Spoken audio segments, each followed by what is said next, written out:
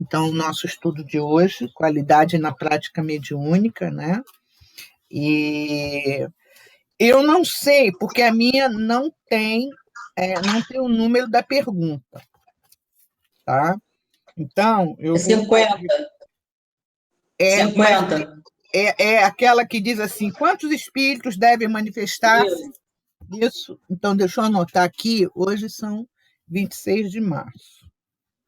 26/3/21.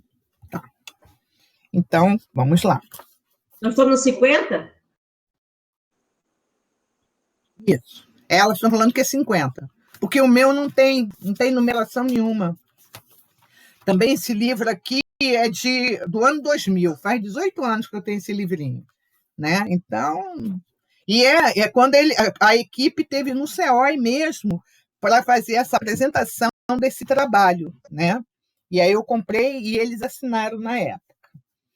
Então, diz assim: quantos espíritos devem manifestar-se por um mesmo médium em cada reunião e qual deve ser o tempo de duração da incorporação? E a gente já vem falando bastante sobre isso, né? E Divaldo diz: tratando-se de um grupo com muitos médiums atuantes, 2 comunicações são suficientes para cada sensitivo, excepcionalmente 3. Deve-se evitar um número maior de passividade por causa do desgaste físico e psíquico do médium, que a gente sabe que a gente recupera esse desgaste através do sono. Mas isso é o que é a recomendação de Valdo Pereira Franco. Né? E isso é muito importante, porque essas manifestações, por exemplo, um médium, às vezes, que vem uma manifestação em cima da outra, há um desgaste físico muito grande e há também uma falta de disciplina do próprio médium. Ah, porque ele quis vir. Não. Quem comanda é você. Você, médium, comanda. Né? Então, se veio uma manifestação mediúnica, no qual você sentiu muito um desgaste emocional e físico, você tem todo o direito, se tiver que ser uma só mensagem, é uma só mensagem. Ou se foram 2, ou no máximo 3, está ótimo. Né? É uma recomendação. Ele diz assim: o tempo ideal de uma incorporação fica entre 5 e 10 minutos, porque às vezes tem situações em que acontece do espírito ficar quase 20 minutos se deixar tomar a reunião todinha. Aí é problema, porque ou o espírito está enrolando o doutrinador, o esclarecedor, e às vezes ele está falando a mesma coisa, ele está só falando a mesma coisa. Por isso que nesse momento o esclarecedor tem que estar muito atento, né? Porque aí quando ele começa a repetir a mesma coisa com outras palavras, é a hora do esclarecedor falar: então, meu irmão, vamos lá, tudo bem, segue aí esse amigo espiritual, não sei o quê. Tá. Quer dizer, ele tem que ter esse time, né, o esclarecedor, por isso a importância dele estudar, dele saber, dele ouvir bem o que aquele espírito está falando. Às vezes ele entra num assunto, entra no outro, entra num assunto. Não é. Não é uma palestra, não é um discurso, algumas vezes é só um toquezinho e vamos lá. Né? Aí, como diz, segue a luz. Ah, o André Trigueiro que fala muito, segue a luz. Quer dizer, então, o tempo ideal fica entre 5 e 10 minutos. No caso de espíritos sofredores, quanto aos mentores espirituais, não há uma estipulação de tempo, porque eles revigoram o medianeiro enquanto se comunicam. Então, quanto ao amigo espiritual, esse sem problema, porque quanto mais tempo, mais ele vai estar revigorando aquele médium, né?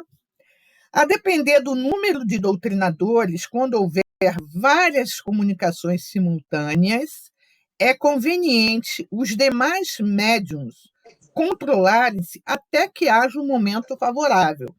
porque pode acontecer de haver várias comunicações simultâneas. Então, o médium vai e começa a trabalhar mentalmente também, que a gente pode fazer isso daí, né? Com o espírito que está ali querendo dar a comunicação.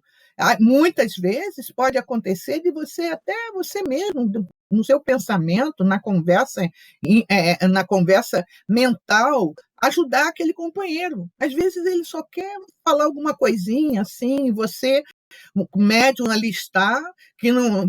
Mas eu estou ali, eu estou fora de mim. Não, a gente não pode estar fora de si, senão vai ser um auê, né? Então, a gente está ali, mas a gente está consciente, sabe o que está acontecendo, né? Tanto é que, às vezes, a gente sabe tanto que, às vezes, a gente tem vontade, mas não se orienta a fazer isso. Às vezes, a gente tem vontade de falar quando o doutrinador está indo totalmente ao contrário. Você entra em prece, porque aí não dá. Não é isso, não é aquilo, não, né? Não tem. Então, entre em prece e seja o que Deus quiser, né? Mas, às vezes, por isso que a gente fica, é necessário estar ali, você está ali presente, eu estou ali presente, ouvindo, participando, ouvindo, sendo doutrinada também, não tem problema, né? Por isso que a amizade numa reunião entre os trabalhadores da reunião mediúnica é muito importante, porque pode acontecer aquela situação que acontece. Eu não gosto muito do esclarecedor. E aí, o esclarecedor vai doutrinar o espírito, fala algumas coisas, aí eu começo a achar que o esclarecedor está falando para mim. Olha a situação. E aí? Né? Já sei, está falando comigo. Isso é para mim, não sei o quê. Então, pode acontecer isso. E aí o que a gente vê, às vezes, é sinal, se você começa a pensar assim, é sinal que você está precisando ser esclarecida também, junto com o espírito que está ali, desencarnado, precisando de atendimento. Né? Então, é sinal que os dois estão precisando. Por isso que a gente sempre escuta e estuda que uma reunião mediúnica mais boa é aquela que seus membros trabalham juntos já há anos, o mesmo grupo coeso. E, às vezes, é muito difícil, porque, às vezes, um sai ou morre ou alguma coisa assim. Então, não tem. Então, às vezes, a pessoa diz, eu saí da casa tal porque o grupo não era assim. Aí vai para outra casa, porque aí chega na outra casa, o grupo também não é assado. Não existe grupo perfeito. Tem o grupo, aquele momento em que a gente vai tentar não, a gente vai trabalhar para nos esforçarmos cada vez mais para que haja uma coesão, para que haja um trabalho realmente estruturado, né? Aí ele diz assim, observa-se quanto a isto um fato curioso que se dá muito na vida social. Estamos numa reunião, as pessoas estão caladas, constrangidas. Repentinamente, alguém fala, outro se anima, e daí a pouco todos estão falando ao mesmo tempo, porque se quebrou a inibição. Isso é minha família. Oh, meu Deus! Quando tem festinha lá em casa, né, e a família não é grande. E a mulherada, toda a mulherada da minha família tem mania de falar alto. Quando você vê, parece que está discutindo. Cada uma falando mais alto que a outra. E isso quando junta toda a família, só mulheres. E olha que não temos descendência italiana, né? Porque diz que o italiano que fala alto, aquela coisa toda. Nossa, mãe do céu, olha, é difícil de você entender quem está falando o quê e por quê. Quando você vê, assim, a junta-mesa é aquela interferência de comunicação. O que está lá na ponta fala com o outro que está lá na ponta, que está no meio. Gente, e eu às vezes me divirto, né? Porque quando tem festa, e isso que é a minha família, quando eu falo assim, a minha mãe, meus irmãos, a minha irmã, que a minha irmã já fala alto mesmo, né? Nossa, olha, pelo amor de Deus, eu falo assim, gente, se passar alguém na rua vai achar que o pau está comendo aqui dentro, porque fala alto e ri, aquela coisa toda, é uma coisa boa. Eu sinto muita falta, gente, muita falta. Então, nesse período, assim, eu me lembro quando eu passei o carnaval no Rio, né? Eu ficava na minha mãe, daqui a pouco falava, mãe, eu vou lá embaixo. Aí lá embaixo tomava café e dava gargalhada e risada, e aquelas coisas, e conta história, e não sei o quê. Olha, hoje a gente para e pensa assim, nossa mãe, acho que quando voltar, não o normal como era antes, mas quando voltar, acho que cada risada, cada olhada, cada momento junto vai ser tão importante, tão forte, né? É como se agora a gente tivesse num treinamento e a gente tivesse um novo olhar para a nossa família, um novo olhar, né? Eu tenho um irmão que ele é um piadista, né? Mas ele é bolsonarista doente. Nossa, é porque ele foi militar, não sei o quê, tal, tal, tal. Né? É mesmo, não adianta. Gente, aí às vezes, só para implicar, ele fala uma coisinha, ele lança e sai da sala. Aí fica. Aí junta aquele bando de maritacas, já viu, né? E ainda tem o meu sobrinho também, que o meu sobrinho vai com o companheiro dele, aí pronto. Nossa, mãe. Gente, aí vira um fuzuê, né? E é o que ele está dizendo aqui. Na prática mediúnica também se dá o mesmo. No início dos trabalhos acontece aquele silêncio, até que um mais corajoso resolve começar as passividades. Os outros se estimulam e, a partir daí, acontecem várias comunicações simultaneamente. Dão-se, nesta ocasião, dois efeitos: o psicológico, de inibição, que foi quebrado, e o de contaminação, no sentido figurado da palavra. A irradiação de um comunicante por um médium afeta o sistema nervoso de outro, que, se encontrando na mesma faixa mental, facilita a comunicação. E é muito engraçado que, às vezes, isso acontece. Às vezes vem por um médium, um irmão sofredor, né, por algum motivo, e o engraçado é porque, por simbiose, parece que vem outros na mesma categoria, né? Muito isso mesmo que Divaldo está colocando para a gente, e é muito interessante isso. O ideal é que se espere um pouco enquanto outros médios estão em ação. Aí entra a disciplina do médium, né? Então, dele prestar atenção, que às vezes o outro está precisando dar aquela comunicação, né? E você, se já está trabalhando isso, se já tem um conhecimento, alguma coisa assim, você mesmo vai trabalhando, vai orando, vai pedindo a Deus que o abençoe, e a gente mesmo, muitas vezes, aconteceu comigo, e aconteceu com quem já trabalhou aqui em reunião mediúnica, o fato assim, de às vezes não precisar ter a comunicação do esclarecedor. Fala, Célia. Quer falar? Tô doida aqui para falar. Então eu fala. tenho uma dúvida. Fala. A gente não aprendeu lá no começo de quem já determina qual é o espírito que vai ser recebido por qual médium? É a própria espiritualidade?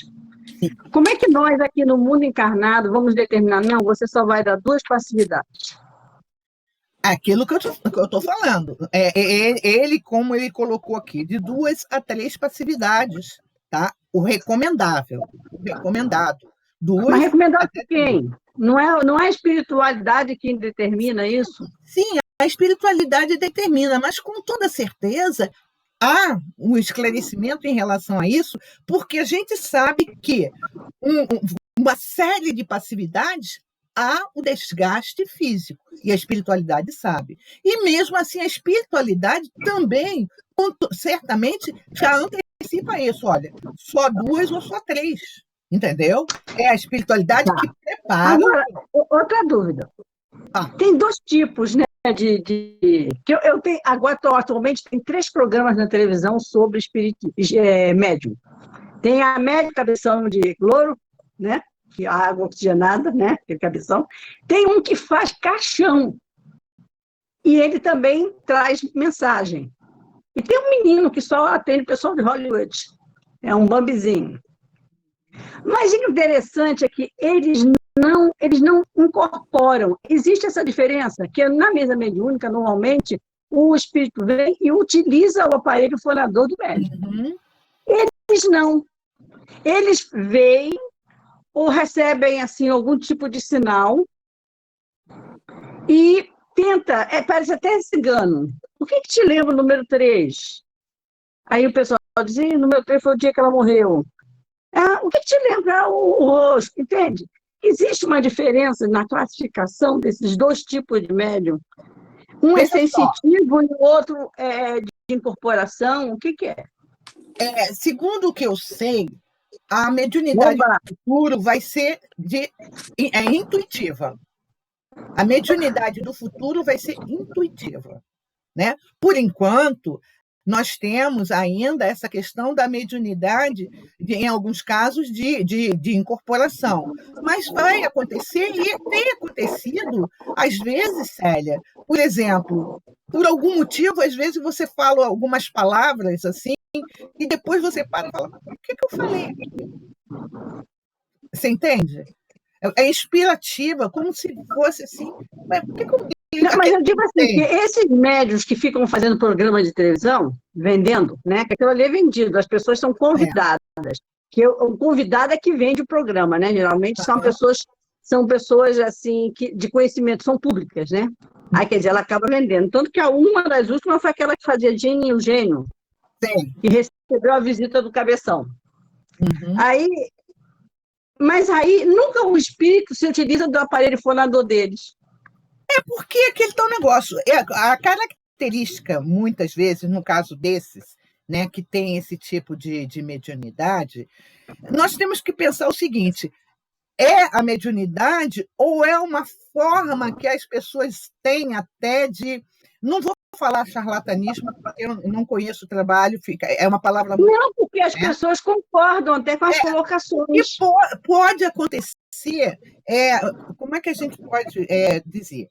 Por exemplo, de repente, coisas que ela não saberia, a pessoa disse, ela não teria como saber disso, se ela não tivesse sido informada pelo espírito. Podemos esquecer de uma coisa, às vezes isso é um programa.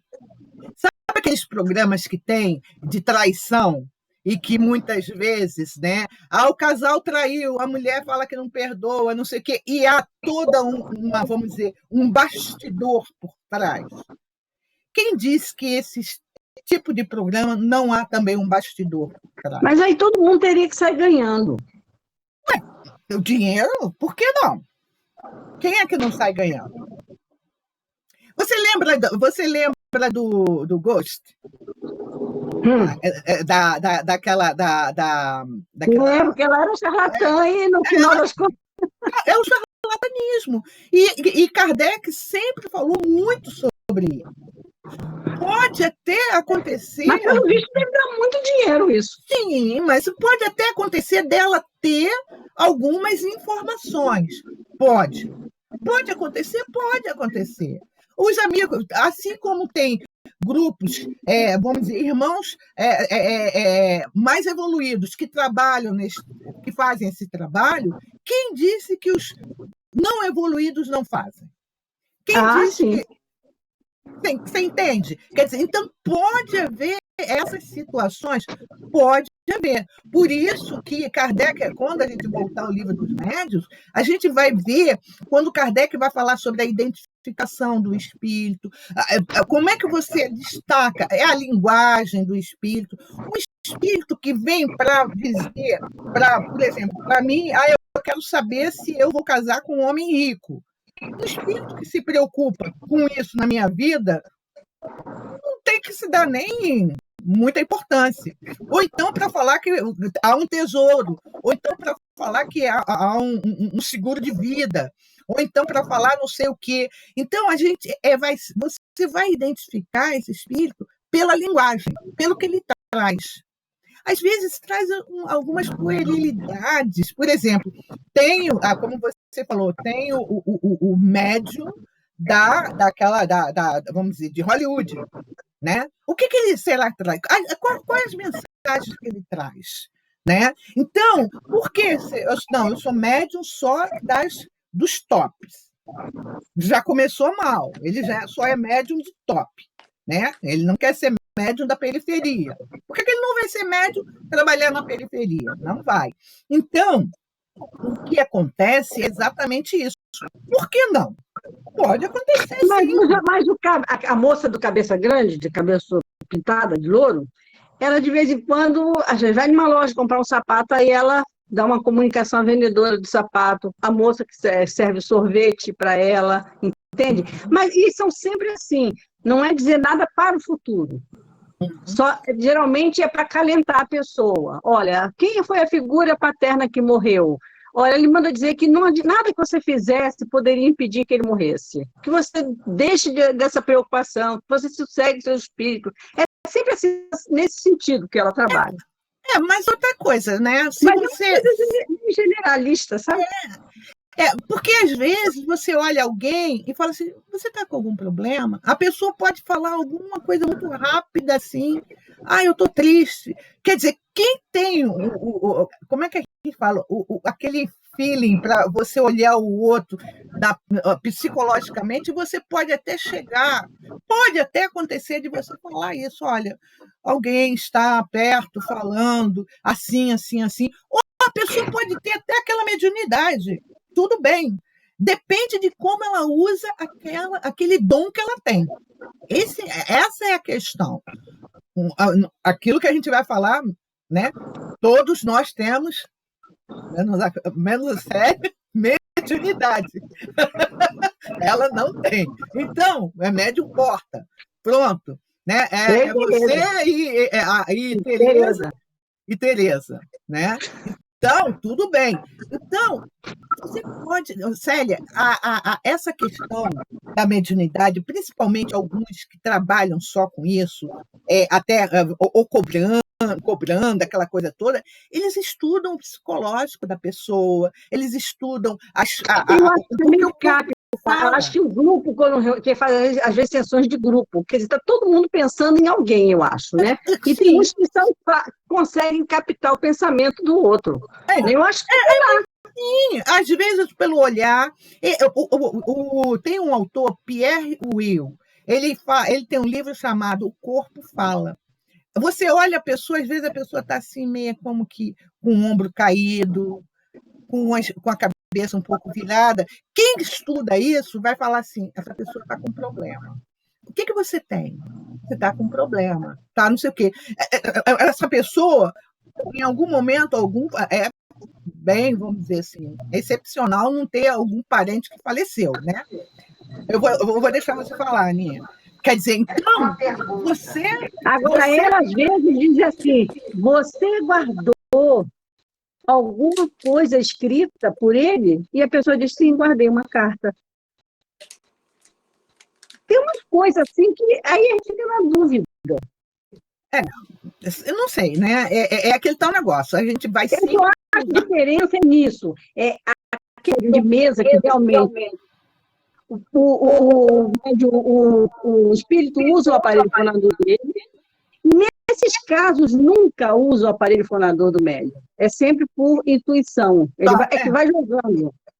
Vai jogando, ou então ele pode ser inspirado, se for por algum motivo, ou até intuição mesmo, tá? Ana Werneck. Duas coisas.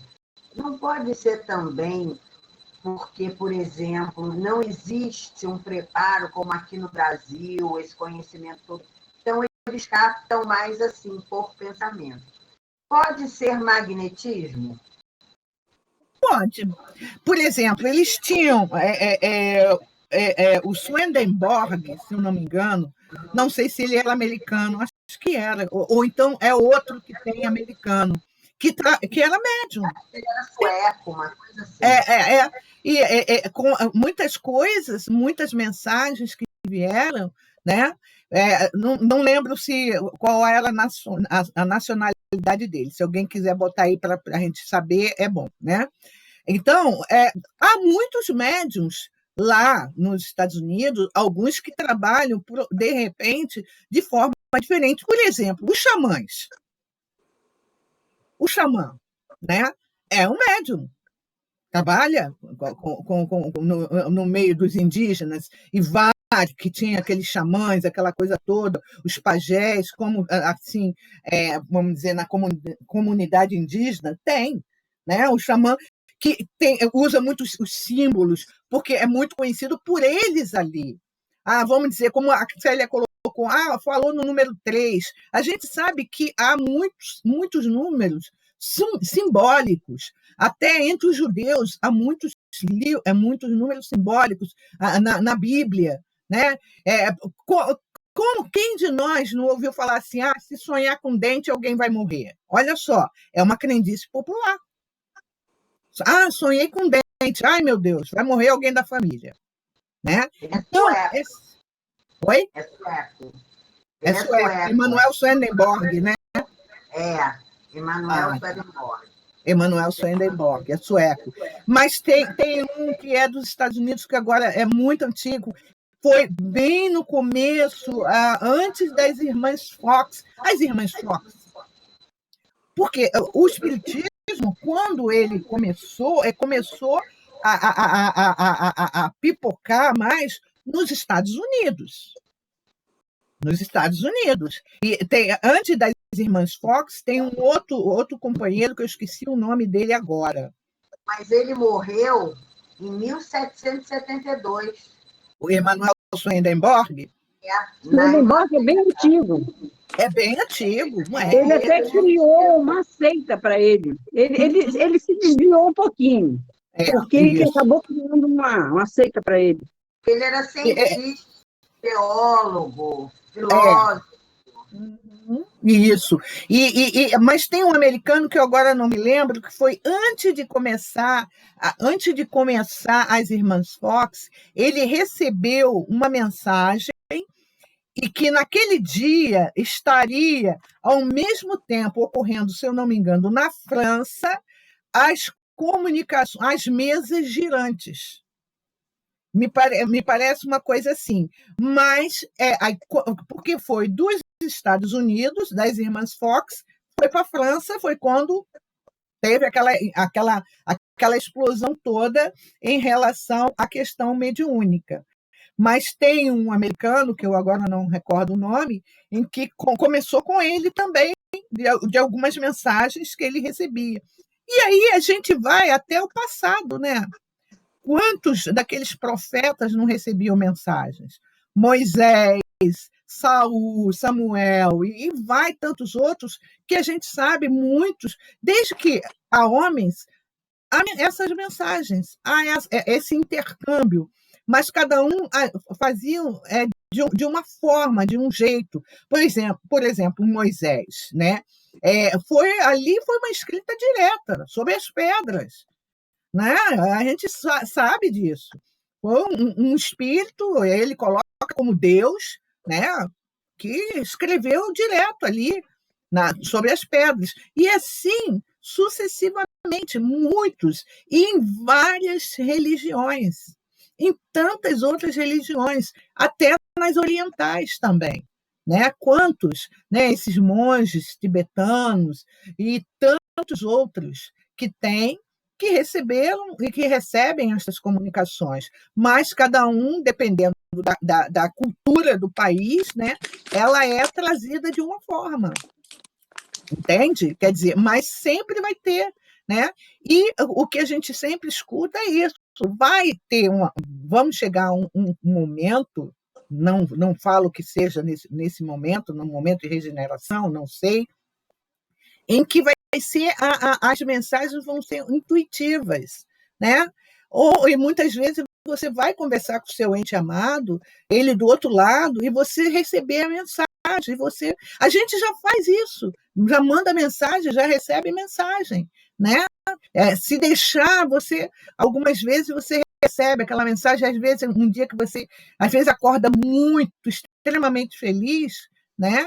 Então, ou que você teve um sonho, por exemplo, essa noite eu sonhei que eu buscava uma casa porque eu queria uma casa, eu queria morar sozinha. Aí eu acordei e falei, meu Deus, eu já moro sozinha. Que sonho mais besta é esse? Não tem nada a ver, mas de repente é qualquer outra coisa, né? Eu falei, pelo amor de Deus, que aí eu ia, aí as crianças da minha irmã eram pequenos. Eu falei, que meu Deus, que eu vou morar, porque eu quero morar sozinha. Eu já moro, não sozinha, eu tenho uma casa, já tenho minha vida independente. Quer dizer, às vezes o sonho não quer dizer nada. Aí eu me lembro que eu comprei o livrinho do Pastorino, então todo dia de manhã eu faço meu evangelho de manhã e de noite.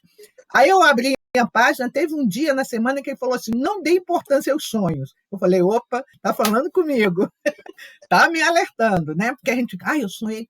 Não, eu falei, que besteira, eu já tenho uma casa, já tenho não sei o quê. Mas, de repente, pode ser para outras pessoas que vêm para você, talvez para a gente alertar uma outra pessoa. Né? Tem pessoas que sonham muito com não sei o quê, sabe? Eu acho que vai acontecer alguma coisa. Sim, todo dia vai acontecer alguma coisa. Eu me lembro, quando eu era mais jovem, né? Não tão jovem, né? Eu falava assim que eu não podia rir muito, porque com certeza vinha alguma coisa ruim atrás. Gente, olha a crença. Se eu rir muito, sei que vai acontecer alguma coisa negativa. Gente, acontece coisas todos os dias na nossa vida. Algumas nos tocam muito mais forte, outras passam. Mas acontece. A gente ou acorda ou não acorda. Pronto, né? Lógico que eu falando isso é fácil, né? Porque aí depois eu fico assim pensando, falei, gente, eu tenho que acordar amanhã. Né? Porque eu quero tomar minha vacina, não é possível, né? Mas isso pode acontecer. E é exatamente essa questão da mediunidade, ela vai ser algo que, para o futuro, vai ser normal. A gente vê a transcomunicação, caramba, faltou outra palavra. A transcomunicação, a comunicação dos espíritos através da televisão, através do vídeo. Quem não lembra de Ghost? Quando o espírito deixa uma mensagem lá, tipo assim, estou aqui, mira que eu tô te olhando. Né? Essa cena é fantástica. Né? A gente fica assim, nossa! Ou então daquele menino, Sexto Sentido, eu vejo gente morta. Gente, aquele filme, eu acho, tá sem som, Ana Werneck, eu acho maravilhoso. Quando ele olha, umas 4 vezes para saber se eu ia perceber que ele estava morto. Não percebi. E eu fiquei chateada porque me contaram o final. Então, quando eu fui ver o Sexto Sentido, né? Eu já sabia do final. Mas, gente, se você não ninguém falar nada para você, você vai assistir e vai achar que o cara está vivo. Está vivo. E os outros? Vocês já assistiram os outros? Os outros é uma maravilha. Deus! Entende? Olha só, isso daí, Célia, viu? Filmes americanos, né? Já começando a como que ensaiar. Ghost foi o boom que deu, né? Aquela coisa toda, né? E depois veio o Sexto Sentido, veio os outros. E tem um muito legal que eu adoro, acho que é O Mistério da Libélula. Eu acho que o nome é esse. É Mistério, né? Mistério da Libélula. Fantástico, gente. É muito. Olha, recomendo, é muito bom. Filme assim é fantástico, é muito legal, muito, muito, muito legal mesmo. Né? Você já viu Minha Vida na Outra Vida? Maravilhoso. E esse fato é real. Minha Vida real. na Outra Vida é um fato real. Fenomenal também. Na época, eu até me passava as fotos mesmo da última encarnação deles, né? A mãe, é incrível, né? É um filme também, Minha Vida na Outra Vida é um filme magnífico, magnífico. Um filme daqueles para a gente ver, a gente parar e falar assim, nossa, como é que pode? Mas pode. Olha só, que coisa, né, gente? É muito legal. Vamos lá. Onde é que eu parei? Afeto, tá. O ideal, não, na impossibilidade de assim proceder, deve-se dar... é no ideal mesmo? O ideal é que se espere um pouco enquanto outros médios estão em ação. Na impossibilidade de assim proceder, deve-se dar campo, porque na hipótese de se ter um bom grupo de doutrinadores, pode-se atender até 3 comunicações simultâneas, desde que o seja em tom de voz coloquial. Então, pode-se atender ao mesmo tempo. Fala, Célia. Uma das orientações lá do nosso direção doutrinária, e nós aprendemos desde o começo, né, que a reunião mediúnica é muito mais para os médios, né, para aqueles que participam dela, do que para os espíritos, na verdade, que há quanto tempo sempre existiu o espírito e mesa mediúnica é uma coisa muito recente, né? Então, o ideal é que, aí a orientação é que fosse sempre só uma comunicação por vez, porque todos estariam focados ali, naquela conversa. Se tiver 3 pessoas conversando ao mesmo tempo, em um tom mais baixo, ninguém vai ouvir. Então, não vai ter efeito para as pessoas que estão assistindo a reunião, porque elas não vão prestar. Além do diretor, do dirigente da mesa, porque ele tem que estar atento ao tipo de colocação que os esclarecedores estão fazendo. Porque tem esclarecedor que entra por uma vertente que não tem nada a ver.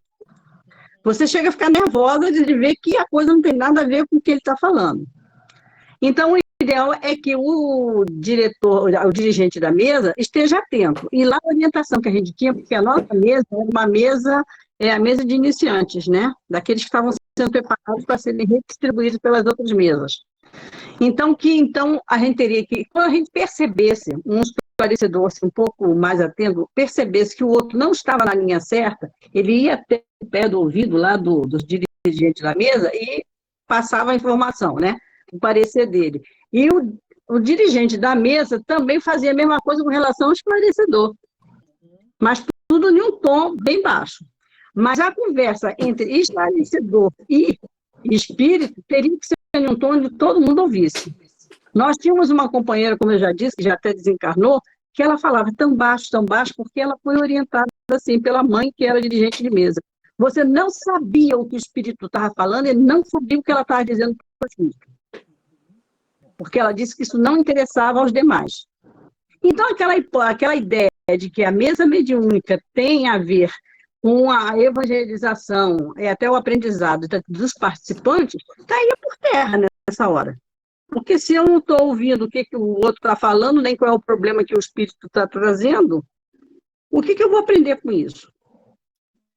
Isso aí tudo passa pela, vamos dizer assim, até pela orientação, no caso nosso aqui, de Rio de Janeiro, né? Pela orientação da antiga USERJ, que agora é SERJ, né? Eles têm lá, vamos dizer assim, as orientações, né? Que com certeza toda ela foi feita com os médios que trabalham dentro da federação, alguma coisa assim, mas também algumas casas fazem o seu regimento. Não sei baseado em quê, como, em que, vamos dizer, em que circunstâncias, ou através de que orientação que algumas casas fazem o seu regimento, e algumas casas colocam o seguinte: você tem 3 esclarecedores, tem o médium psicofônico, mas é um por vez. E aí a gente para e pensa o seguinte: um espírito que venha por um tipo de sofrimento, vamos dizer, que ele tenha sido um espírito que tenha suicidado, né? O esclarecimento que vai ser dado a ele terá que ser igual ao esclarecimento a um outro que veio, que desencarnou assim por acidente, né? Olha só como é que é. Então, isso vai passar, Célia, sempre pela direção mediúnica da casa, que tem esse entendimento. Rosângela, o objetivo da reunião mediúnica é a assistência aos desencarnados, não é a evangelização. Eu acho que a gente aproveita na medida disso, deles trazerem a experiência deles, né? Com certeza. Porque a experiência de quem, como eu citei o exemplo, de quem... Por isso não tem assistência, né? Você vai ver que não, mas não, essa não é a orientação que a gente tem, não. Vi vários livros dizendo que a mesa mediúnica tem muito mais a ver com o aproveitamento dos participantes da mesa, do médium, dos esclarecedores, do que dos espíritos. Porque os espíritos sempre foram socorridos há 300 anos atrás. Sim. Não, a espiritualidade não depende de mesa mediúnica para ajudar os espíritos necessitados.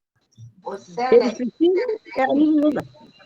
Depende muito da orientação da casa. Quando eu trabalhei no Aristides Silva, não era essa a orientação. Você poderia dar 2, 3 comunicações conjuntamente, logicamente, num tom de voz baixo, para não atrapalhar, e se houvessem doutrinadores suficientes. É como ele diz aqui, seja em tom de voz coloquial. A orientação da minha época. Entendeu? Então, eu acho que isso é da direção da casa. Não, Ana, eu não estou falando em relação a isso, não. A mesa que eu trabalhava, a gente dava 3 simultâneas. Só que o tom de voz, como eu disse que a companheira, ela sussurrava junto do médium. Então, ninguém sabia nem o que o espírito dizia a ela, nem o que ela dizia ao espírito. Nem tanto, né? Era sussurro, mas segundo ela, foi a orientação que ela aprendeu com a mãe, inclusive, que era dirigente de mesa mediúnica no Espírito Santo. Mas isso, isso muitas vezes as pessoas pensam assim que passa de pai para filho. Entende? Tem reuniões mediúnicas que não mudam. Que é sempre assim, é sempre assim, é sempre... Não tem essa interpretação. Tem um caso de Chico Xavier, que ele foi fazer um trabalho, né? E ele pediu a um companheiro, não sei se foi o Arnaldo Rocha, que ele falou o seguinte: olha, quando o espírito se apresentar, dá o evangelho nele. E aí, o que acontece? O Arnaldo, ou não sei quem foi, acho que foi a primeira pessoa no mundo a apanhar de Bíblia. Quer dizer, então, no caso que estava esclarecendo, começou a bater na cabeça do coitado do Chico com a Bíblia. Porque ele entendeu dar o evangelho nele, é dar com a Bíblia na cabeça dele. Então, nós sempre vamos ver que não vai ter uma coerência. O que a gente estuda, o que a gente imagina nesse caso, é isso. Por exemplo, será que a doutrinação de né? Porque ele vai ser doutrinado, e o médium também é doutrinado, se for necessário, o que vai ser dito a vai caber aquele outro que está totalmente, vamos dizer, numa situação totalmente adversa, né? Não vai. E você falar baixinho, então, se tem um trabalho, é falar um tom de voz natural, normal, não gritando, nem sussurrando. Porque senão o dirigente que ali está vai fazer o quê? Se o médium estiver indo para outro caminho. E aí? Né? Quer dizer, então, é aquilo que a Ana falou, e a gente vê, passa muitas vezes pela própria casa, o regimento da casa. Olha, a partir de hoje vai ser assim, desse jeito, ninguém vai falar, só vai falar durante todo o trabalho, não sei o quê. Eu não sei de onde que vêm essas orientações.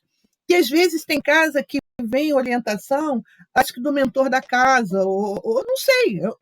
Aí é um campo que fica difícil de eu entrar, porque realmente, pelo que eu estudo a qualidade da prática mediúnica, já li algumas vezes, já vi há muito tempo isso aí, né? Então, pelas orientações que são dadas, são diferentes, mas tem casas que trabalham assim, ainda criam, ou então tem casas, tanto é que a preocupação, como o Haroldo colocou, é que tem casas que estão acabando com as reuniões mediúnicas, dizendo que não é mais necessário reunião mediúnica. E aí?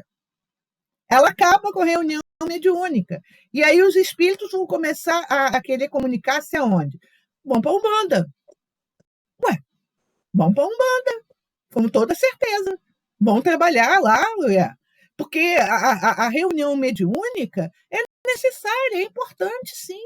Como você vai acabar com uma reunião mediúnica? Como que você vai confortar, ou consolar, ou esclarecer esses irmãos desencarnados? Ah, não, ele vai para a palestra pública, e na palestra pública o palestrante fala e atende a todos. Quem disse? Se até o encarnado ele não atende? Às vezes você está ali e não está ali? Imaginemos. Ele tem que ser, vamos dizer, um espírito de luz que baixa e que toca aqueles espíritos, que vai até o umbral. Né? Então, e não tem também. Fala, Eliane.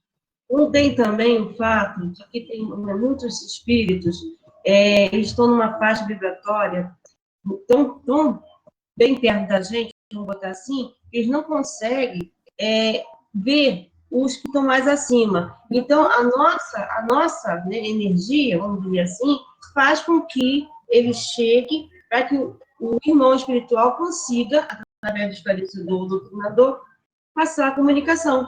É o choque da matéria, que muitos precisam, ainda precisa, né? do órgão fonador, ainda precisa...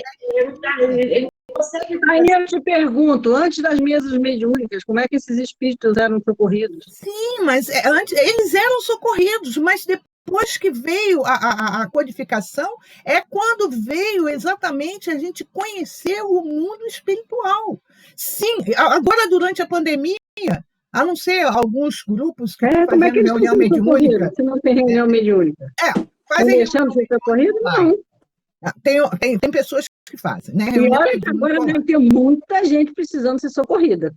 Eles que estão desencarnando na pandemia. E durante o sono. Por isso que eu falo que o livro que eu li no Rumo de Regeneração, ali o que traz algumas informações não é tão fantástico assim, ou então fora do comum. Nós trabalhamos durante a reunião mediúnica. A espiritualidade não está deixando de atender porque estamos em isolamento. Eu ainda estou no começo dele. A partir de 1857, com a publicação das obras mediúnicas, nós começamos a tomar conhecimento como esse trabalho era efetuado. Né? E quem disse que antigamente, antes de vir, as pessoas não eram tomadas por espíritos, por isso tantos foram queimados vivos, tantos foram considerados hereges, muitas vezes era o quê? Eram os espíritos. Aquela comunicação... Deve ter outra forma, porque nos países onde não existe o espiritismo? Então... não existe mesa mediúnica, não existe nada. Os espíritos estão, coitados, deixados à toa? Não. Não. Por isso que a maioria dos livros dizem que a reunião mediúnica tem muito mais a ver com os participantes do que com os espíritos em si. Mas aí a gente vê, por exemplo, ela é mais forte e está sendo muito mais assim fortalecida, ou então muito mais esclarecida em nosso país agora, né? Porque agora, por exemplo, em outros países pode acontecer, está acontecendo exatamente por estar sendo levado a esses países a questão, o estudo da mediunidade, né? Nos Estados Unidos, em cidades do interior, Connecticut, né? Texas e tantos outros, tem grupos e grupos de brasileiros, de portugueses, trabalhando com a doutrina espírita. Em Portugal, uma amiga minha, não sei quem foi que falou, que tem lá uma livraria, e que o dono da livraria, ele faz reuniões mediúnicas e tem estudo da doutrina na livraria. Olha só, quer dizer, então, aos poucos, essa questão da doutrina, do espiritismo, ela vai aflorando. Por exemplo, a Rússia fazia um trabalho de mediunidade, né? Lá eles tinham aquele trabalho, e tem um trabalho que já é uma coisa mais científica, de pessoas, de fazer teste com pessoas, né? A pessoa fica numa sala, eles ficam noutra, e com cartas, com não sei o quê. Quer dizer, então, seja através da telepatia, seja através do que for. Quer dizer, de alguma forma, a doutrina espírita ela tem esse crescimento, teve esse crescimento, está tendo em nosso país. Eu sei que tem alguns espíritas que não consideram que o Brasil seja a pátria, né, do Evangelho. Mas aquele tal negócio, o que será que quer dizer essa pátria do Evangelho? Né? Foi a bandeira que foi transplantada da Palestina para cá, mas o que será? Né? Será que está fechado? Se a espiritualidade sentir que aqui não vai ter jeito, ela vai para outro lugar, gente. Transfere para outro. Por que não? Ué, se a gente insistir que não quer, que é isso, que é aquilo outro, tá, com certeza. Mas a mediunidade também, a mediunidade é uma necessidade nossa também, não é só para espíritos, não. É uma necessidade nossa, desencarnada. Da gente, né? A gente trabalha até quando está dormindo. Com certeza, né? Então, é para beneficiar lá e cá, porque nem todo mundo isso aí. Trabalha. Então, também. Porque Manuel Filomeno de Miranda demonstra assim, todos os seus livros as passividades, os tratamentos, né, encarnados e desencarnados com a mediunidade, né? Através da mediunidade também de encarnados e desencarnados. Então, eu acho que tem muito mais coisas ainda para a gente saber. Por enquanto, a gente não sabe de tudo, não. Por enquanto é o que tem. Fala, Marisa. Tem para hoje. Eu achei aqui dentro do meu livro essa cópia de uma lição do Seara dos Médiuns. O título é Ser Médium. Ele termina assim: ser médium é ser ajudante do mundo espiritual. E ser ajudante em determinado trabalho é ser alguém que auxilia espontaneamente, descansando a cabeça dos responsáveis. Se não podes compreender isso, observa o avião, por mais simples que seja ele. Tudo é amparo inteligente e ação maquinal no comboio aéreo.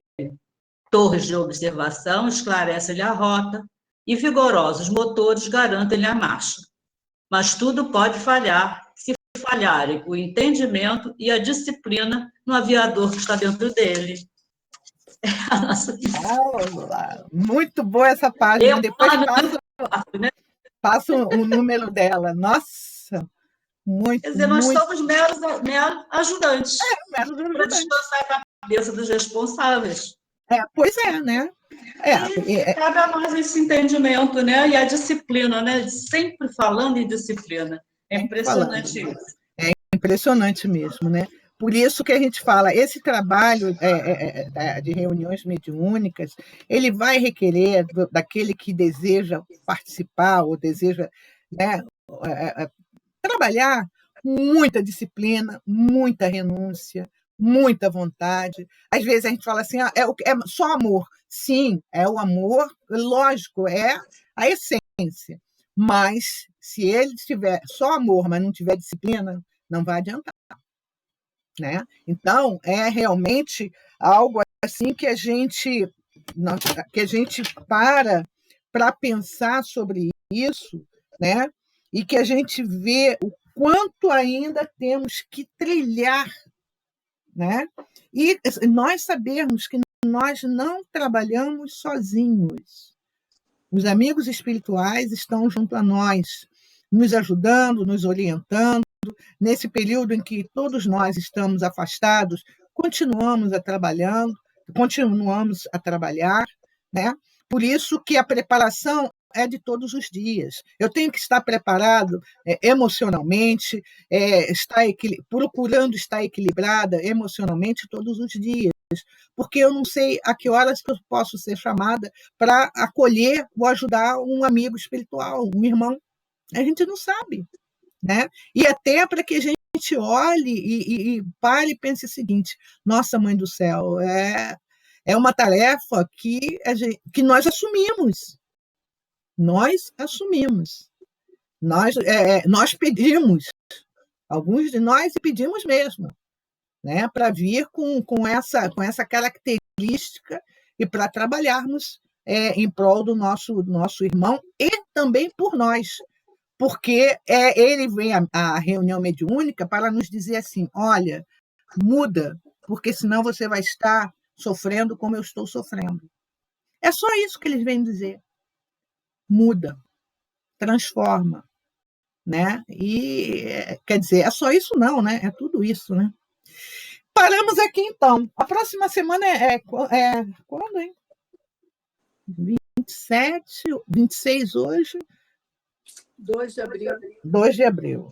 E dia do aniversário de Chico Xavier. Seria, né? 2 de abril. É sexta-feira, paixão, né? É. Alguém vai viajar? Vai aglomerar aí? Não? Então a gente aglomera aqui.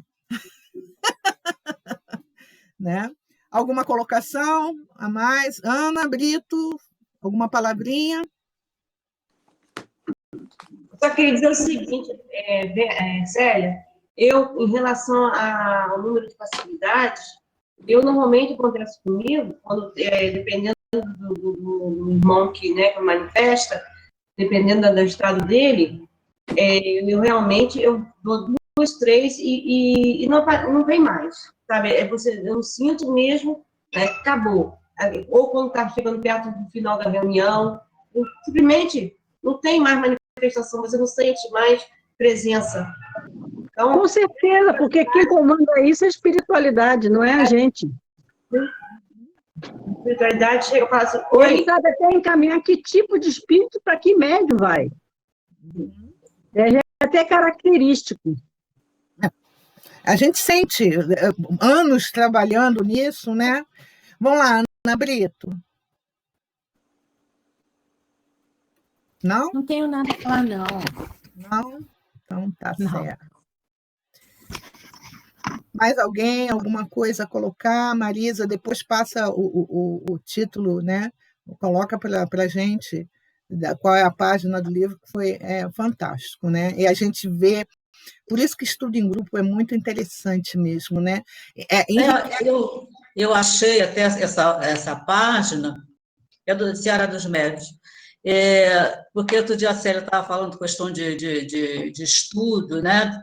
Que as pessoas não buscam, né, estudar. Então, lá no Rio, também tinha esse mesmo problema, que as nossas reuniões eram à noite. Aí uns que já iam sempre para reunião pública, e já ia para a mesa mediúnica, então não queriam ir uma terceira vez, né, porque trabalhavam fora, chegavam à noite e tudo mais. Aí a nossa dirigente fez o seguinte: 4 reuniões mediúnicas. Na quinta, era estudo. Entendeu? Então, era o mesmo, ninguém tinha como reclamar, porque era no mesmo dia, no mesmo horário, mas aí estudava. E um dos livros foi esse aqui, do Raul Teixeira, Muito bom. Desafios da Mediunidade, né? E aí só um pedacinho, então, é por meio das reuniões mediúnicas que os encarnados auxiliam os desencarnados através da palavra esclarecedora, da indicação de rumos novos e nobres, da vibração fraternal da prece. Por outro lado, os desencarnados, tanto os benfeitores quanto os sofredores, ajudam os encarnados indicando trilhas que permitem a aquisição de equilíbrio e de paz. Né? Como é que se diz? É uma estrada de duas mãos. É uma troca, né? Uma troca. Mais embaixo ele se refere até como uma escola, né? Com alunos e professores de ambos os lados. Pois é, né? E é isso que a gente vai passando a compreender, né? A gente lendo, estudando, e vai trabalhando isso em nós, porque aquele tal negócio, tudo bem, hoje está sendo, vamos dizer, impossível estarmos fisicamente dentro de uma casa, mas mentalmente vamos estar trabalhando o tempo todo, Às vezes acontece de alguém mandar alguma mensagem, você sentir que aquela pessoa não está legal, aí você vai, bota assim, bota uma mensagem boa para ela. Às vezes a gente pega o evangelho, lê ou abre um livro, alguma coisa que dá aquele estalo, né? Então, estamos trabalhando o tempo todo, né? E com toda certeza a espiritualidade também nos convida pelo sono. A gente pode até estar sonhando uma coisa, mas de repente está fazendo é outra. Mas é como a relação, a gente ainda não consegue fazer isso aí. Tem pessoas que têm claramente, quando elas vão, elas trabalham, e fulano, eu sonhei com você, eu sonhei que a gente estava fazendo um trabalho assim, assim, assim. Ponto. E de repente estavam fazendo, e é isso que acontece, né?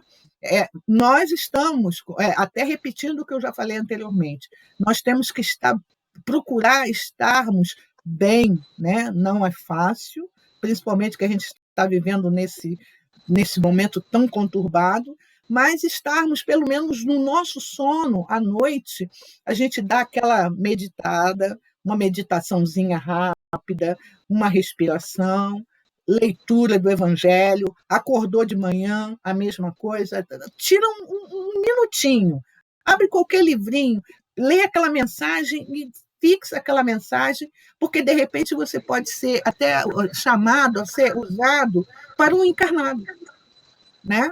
Então, esse é o trabalho, né? E agradecer a Deus essa oportunidade, né, da gente estar estudando, né? Evidentemente, cada um está no seu momento, a gente tem que entender, né, que cada um está no seu momento. De repente, se a gente está aqui é porque a gente está precisando mesmo, né? Então, graças a Deus, ai, que bom, então estamos lá, né? Não adianta falar A, B, C, não. Né? Se de repente sou eu mesmo, estou precisando, estar aqui estudando, e isso faz parte mesmo de todo um processo, né? É agradecer a Deus essa oportunidade, tá? Bem, então vamos encerrar. Pega o seu livrinho, Eliane. Eu sei que deve estar aí perto de você.